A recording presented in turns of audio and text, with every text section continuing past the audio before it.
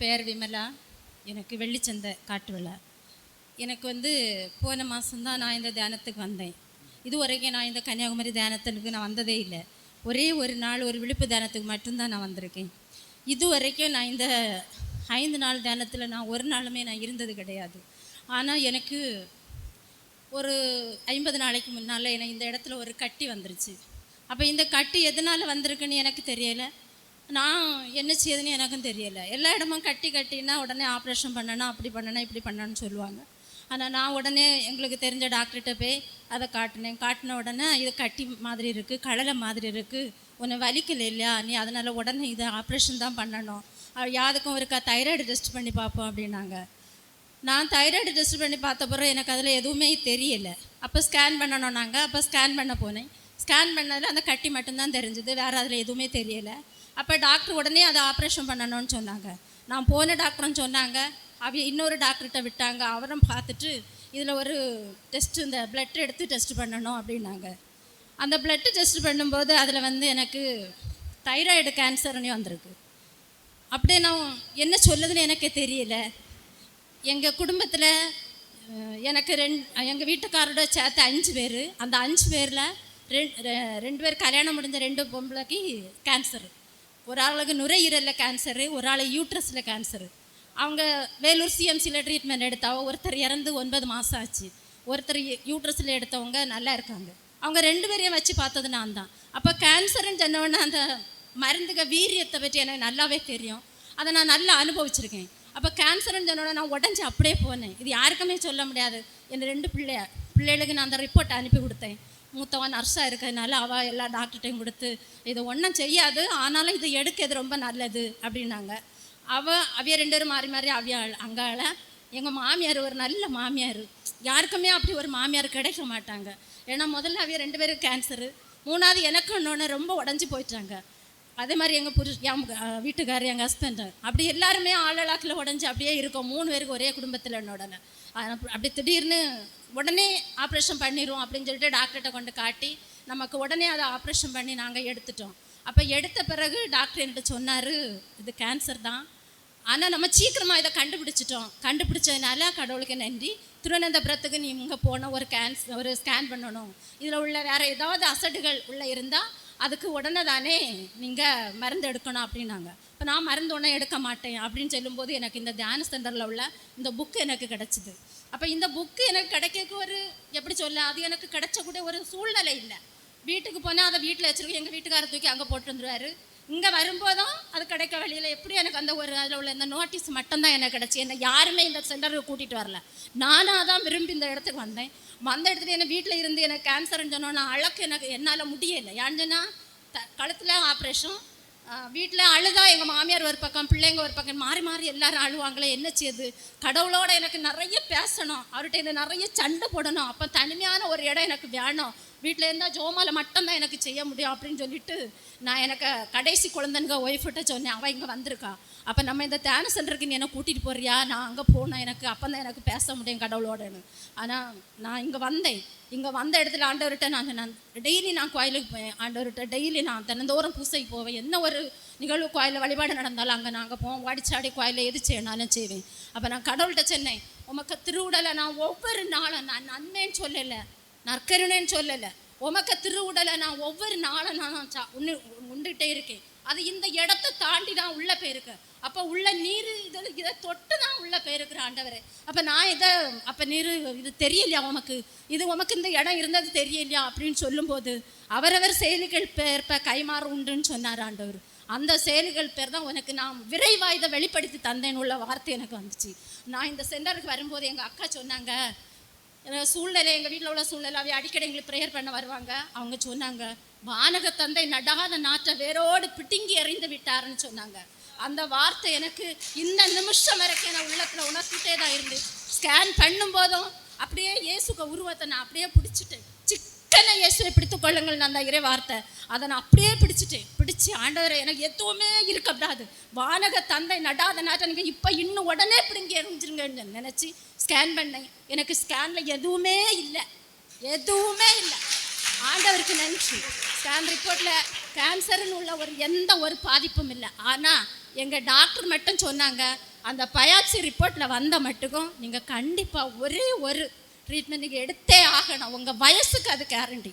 நீங்கள் சின்ன வயசு அந்த வயசுக்கு ஒரு கேரண்டி, அதனால எடுக்கணும். நாங்கள் அந்த அடிப்படையில் ஒரே ஒரு நாள் போய் திருவனந்தபுரம் ஜொஸ்தி ஸ்கேன் சென்டர் அங்கே தான் எனக்கு எழுதி தந்தாங்க. அங்கே போய் ஸ்கேன் பண்ணிவிட்டு நான் மருந்து எடுத்து ஒரு சின்ன லிக்விடு கொஞ்சம் ஜாஸ்தி ரூபாய் கொஞ்சம் ஜாஸ்தி தான், அதையும் எல்லாம் செய்து நான் எடுத்து இன்னைக்கு 20 நாள் ஆச்சு. இந்த ஸ்கேன் சென்டருக்கு நான் சாட்சி சொல்லணும்னு தான் இந்த தடவை நான் கண்டிப்பாக வந்து இங்கே நான் சாட்சியாக நிற்பேன்னு சொல்லி தான் ஆண்டவர்கிட்ட நான் போராடி ஜெபம் செய்தேன். அது எனக்கு ஆண்டவர் எனக்கு தந்தார். தந்த எனக்கு இந்த நோயிலிருந்து விடுதலை தந்த என் தேவனுக்கு நான் கோடான கோடி நன்றி செலுத்துகிறேன். என் உள்ளத்தின் ஆழத்தில் நன்றி செலுத்துகிறேன். எல்லாவற்றுக்கும் மேலாக மாதா அவங்க எங்கள் பங்கு எங்களுக்கு வந்து பாதுகாவல் அன்னை மரியாதை எங்கள் கோயில் மங்கள அன்னை தேவாலயம் அவங்க எப்போதுமே கூட இருந்தாங்க. அவங்களும் கூட தான் நான் கேட்டேன், என்னை முந்தானைக்குள்ளே மூடிக்கொள்ளுங்கன்னு சொன்னேன். மூடனா மாதாவுக்கு நன்றி. இயேசுக்கே புகழ், மரியே வாழ்க. ஒரு வருஷம் மட்டும் நாங்கள் அங்கே இப்போதைக்கு நாங்கள் லீவு போயிட்டு தொழில் பார்த்துட்டு இருந்தால பைப்பு லைனில் தொழில் பார்த்துட்டு இருந்தோம். அது பார்டர்லாம் தாண்டியெல்லாம் தொழில் பார்க்கல, சவுதிலாம் தொழில் பார்த்தோம். அப்போ போலீஸ்காரன் பிடிச்சி காதில் 2 காதுலேயுமே அடிச்சிட்டாப்புல. அடித்து காதில் ஒரு சவுண்டு 2 காதுலேயுமே நல்ல சவுண்டு வந்து. அப்போ சரி ஊருக்கு போயிட்டு வரலாம். அங்கேயும் பார்த்தா சரியில்லை, அங்கே உள்ள வைத்தியர் மாதிரி சொன்னால் ஊரில் போய் மருந்து வாங்க அப்படின்னு சொல்லி. அப்போ ஊரில் வந்து என் மனைவி சொன்னாப்புல கிம்ஸில் காட்டலாம் அப்படின்னு சொல்லி. நான் அதுன்னு அருளா தியானத்துக்கு போவோம், அங்கே போனால் சரியாகும், இல்லை இங்கே போகிற வழி தானே திருவனந்தபுரம் தானே பார்த்துட்டு போயிடலாம். அப்போ அடிபட்டு கரை ஓடி வரும்போது நான் எல்லோரும் முன்னே வேலை பார்த்துட்ருக்காங்க. நான் மனசுக்கே நினைக்கேன், கடவுளை உங்கள் பிள்ளை அவன் அடிச்சிட்டானே அப்படின்னு சொல்லிட்டு ரொம்ப வேதனை. நான் அழுதுகிட்டே அப்படியே யாருக்கும் தெரியாது இதை சொல்லி அழுதுகிட்டே இருந்தேன். கடவுளை உங்கள் பிள்ளை அவன் அடிச்சிட்டானே அப்படின்னு சொல்லி ரொம்ப வேதனையாக இருந்தது. அப்போ கரையை வந்து அப்படியே ஊருக்கு வந்துட்டேன். இங்கே கிம்ஸில் காட்டின பிறகு எந்த பிரச்சனையும் இல்லை அப்படின்னு சொல்லி சொன்னாங்க. அப்போது இங்கே ஜெபம் சனிக்கிழமை ஜெபம் நடந்து ஜெபத்துக்கு வந்துட்டு நான் 7 நாள் இருந்துட்டு அப்புறம் நான் திருப்பி வெளிநாட்டுக்கு போயிட்டேன். வெளிநாட்டுக்கு போய் அடுத்த நாளே எனக்கு மூலத்தில் பிரச்சனையாகி நல்ல வலினா சரி இப்போ தானே வந்தோம், இனி ஊருக்கு உடனே போக முடியாதுன்னு சொல்லி நல்ல வலியாக இருந்தது. நான் சமாளித்து 2 மாதம் இருந்தேன். என்னால் இருக்க முடியாது. அப்போ திருப்பி இங்கே வந்தேன். சொன்னால் உள்ளிருப்பு தியானம் இருக்கே அப்படின்னு சொன்னாங்க. அப்போ நான் 2 நாள் வீட்டில் இருந்து எனக்கு வலி தான், ஆனால் இங்கே வந்து தங்கி ஜெபம் படித்தேன். ஜெபம் படிக்க குணமாகிட்டே தான் இருந்தது எனக்கு. அப்புறம் வீட்டுக்கு போயிட்டேன். நல்லா பரவாயில்லாமல் இருந்தது. ஆஸ்பத்திரிக்கு போனால் அங்கே சொல்கிறாப்புல உங்களுக்கு ஆப்ரேஷன் பண்ணணும் அப்படின்னு சொல்லிட்டு. அப்போ எனக்கு பயங்கர சங்கடமாக தான் இருந்தது. நான் எங்கள் மனைவிட்ட சொன்னேன், ஆப்ரேஷன் பண்ணாண்டாம், அடுத்த நம்ம விழிப்புச்சவம் வரும் இல்லையா, அங்கே அப்போ போவோம் சரியாகும் எனக்கு அப்படின்னு சொல்லிட்டு நான் இங்கே வந்து விழிப்புச்சவத்துக்கு வந்து நல்ல கண்ணீர் விட்டு ஜெபம் படித்தேன். அப்புறம் ஒரு 2 நாள் கழித்து ஆஸ்பத்திரிக்கு போன பிறகு அங்கே சொன்னாப்புல உங்களுக்கு ஆப்ரேஷன் ஒன்று பண்ணாண்டாம், களம்பு இதில் சரியாயிரும் அப்படின்னு சொன்னாங்க. இது வரைக்கும் அந்த வலி எனக்கு வந்ததே இல்லை. இப்போ கடவுளுக்கு நன்றி சொல்கிறதுக்கு வந்தேன். இப்போ ஜெபம் படிச்சுட்டு இருக்கும்போது அப்படி ஒரு ஒளி. நான் எப்போவுமே இங்கே வந்தாக்கி கடவுள் நான் உங்களை பார்க்கணும், உங்களை நான் எப்படியாவது பார்க்கணுன்னு சொல்லி தான் நான் நினச்சிட்டே வருவேன். இப்போ அப்படி ஒரு ஒளியில் நான் முழங்கால் எனக்கு முழங்கால் நிற்கனா என்ன எனக்கே தெரியாது. ஒரு இதுமே அப்படி எங்கேயோ மிதந்த மாதிரி எனக்கு இருந்தது.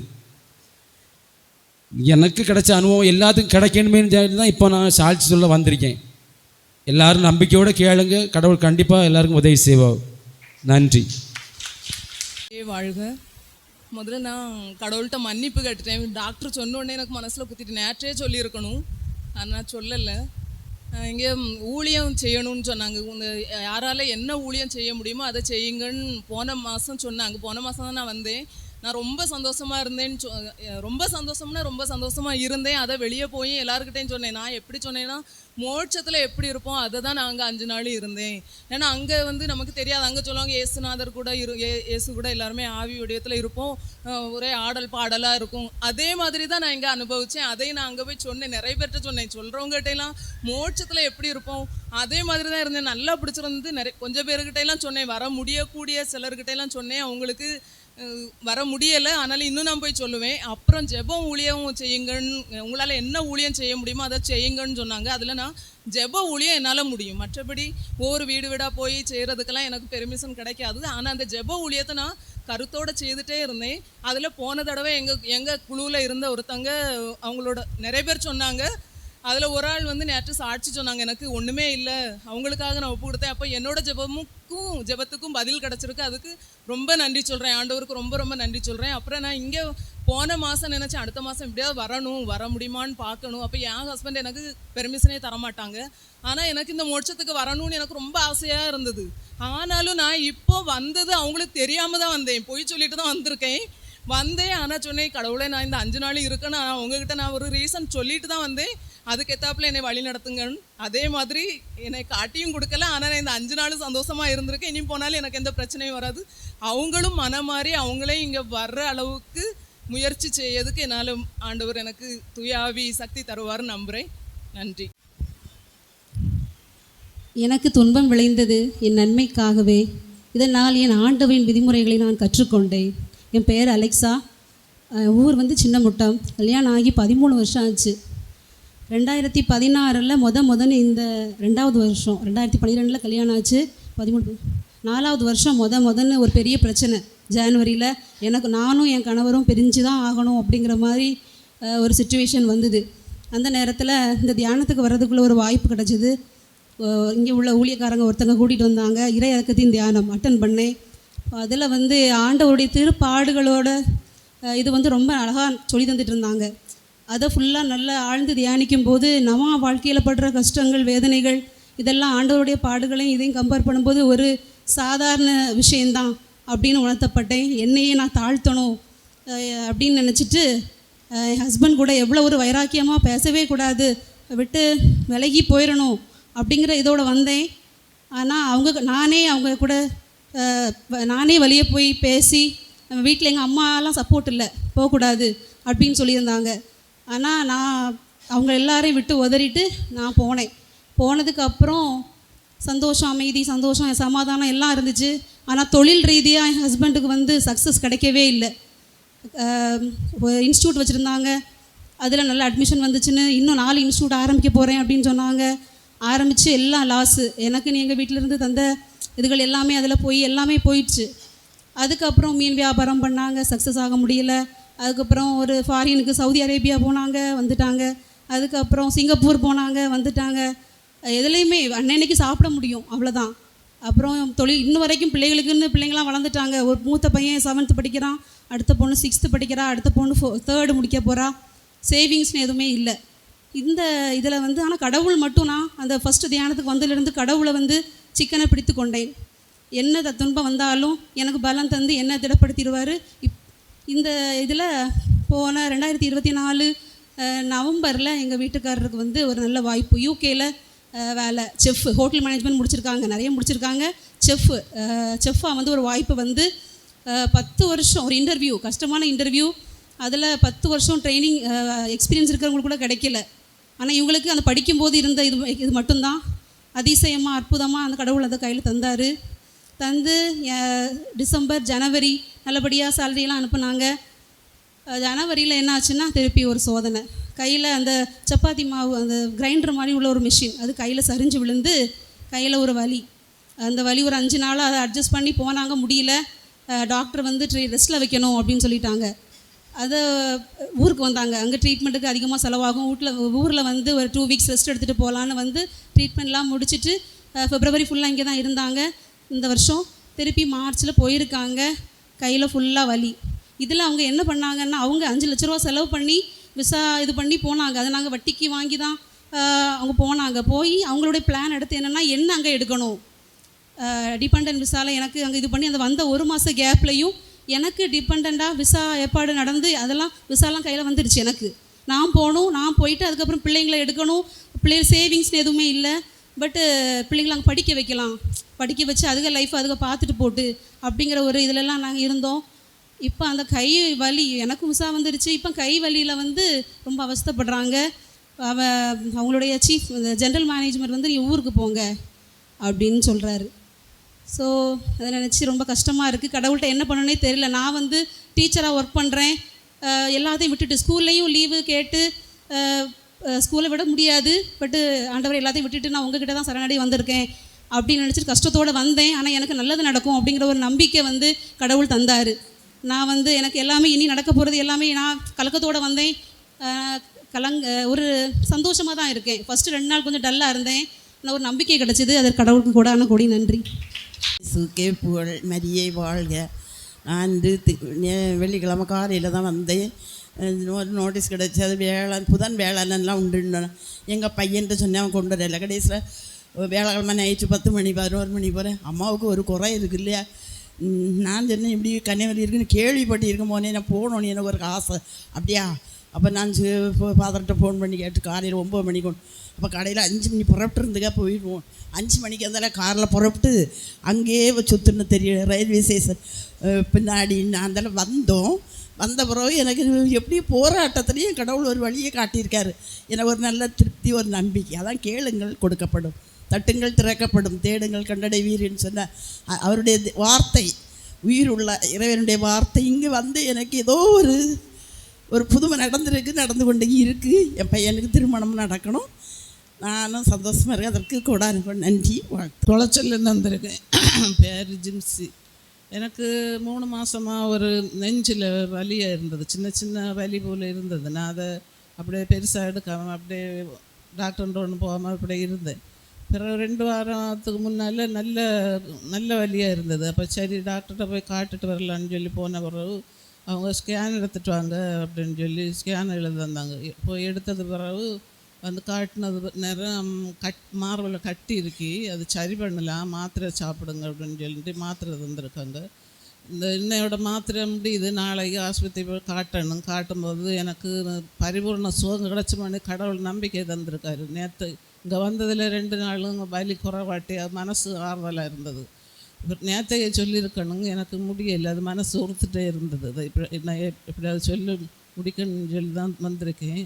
கடவுள் நம்பிக்கையில் எனக்கு இன்னும் பூரண சுகம் கிடச்சும் நம்புதேன். கடவுளுக்கு கோடான கோடி நன்றி.